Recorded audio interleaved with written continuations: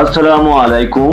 দেশ ও দেশের বাইরে থেকে এই মুহূর্তে যারা জেবিএসএস টিভি দেখছেন সবাইকে জানাচ্ছি স্বাগতম।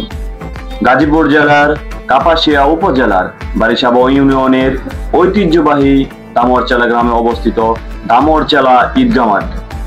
এই ঈদগাহটি আনুমানিক 1960 দশকের দিকে প্রতিষ্ঠিত হয়েছে।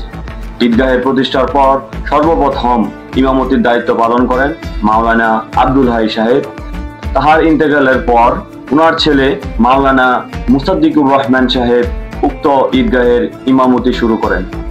দামরচালা ঈদগাহ মাঠ দামরচালা গ্রামে অবস্থিত হলেও উক্ত ঈদগাহে আশেপাশের নয়ানগর, বারাবো, বানরখাউলা, দাউরা সহ বেশ কিছু গ্রামের মানুষ এখানে জামাতে নামাজ আদায় করেন।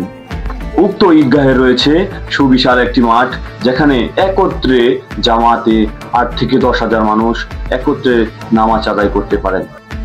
পূর্বে এখানে ঈদুল ফিতরের নামাজ সকাল 10 ঘটিকায় ও ঈদুল আজহার নামাজ সকাল 9 ঘটিকায় অনুষ্ঠিত হতো।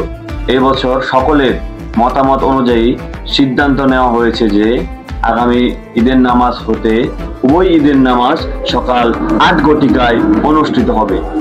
প্রিয় দর্শক, ভিডিওটি যদি আপনার কাছে ভালো লাগে অবশ্যই শেয়ার করবেন।